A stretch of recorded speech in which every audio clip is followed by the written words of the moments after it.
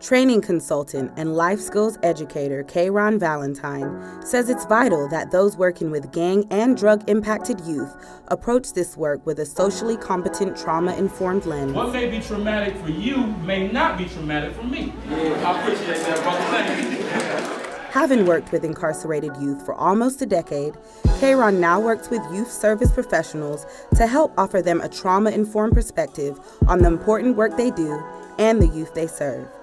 Rather than focusing on the problematic behavior of young people, K-Rahn teaches adults to consider the root causes of behavior and the cultural norms that mold them.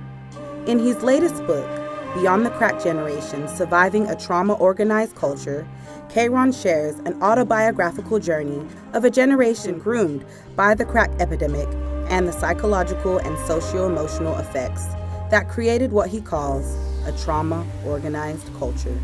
Okay, the crack generation is the generation that lived its childhood during the crack epidemic of the 80s and 90s.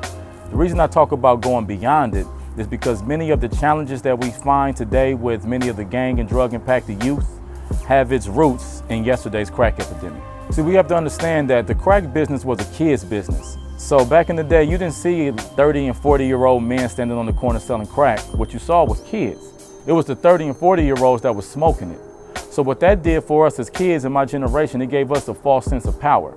So indirectly, the adults were unable to reach or protect the kids, and the kids no longer listened to the adults. So this false sense of power that the kids had, it created what I call a trauma-organized culture. And what that is basically understanding that many of the people that grew up in these communities were forced to endure traumatic experiences. So a common norm that we had was we started to be more hostile towards one another. We were taught not to trust one another. We were taught to try to get over on one another and things of that nature. And that became the culture through which many of us grew up in. So right now, life skills and critical thinking courses should be mandatory part of the core curriculum of our education system. Because, you know, even though they didn't create these problems, it is their responsibility to get out of it. And we have to help them. It's our responsibility to help them. So this book is written for anyone who wants to reach and engage heavily gang and drug impacted youth. It's also for anyone who may have grown up during this time of this crack epidemic and is trying to find some answers about self, for self-reflection and things of that nature. And it's also for anyone who just wants to have a better understanding of the social context of urban America. Trauma-informed care asks not what's wrong with you, but what happened to you. And in order to really walk in the authentic framework of trauma-informed care, we have to have a true understanding of what happened. And once we understand what happened, then we can adjust and alter our approach so that it fits to the communities that we serve.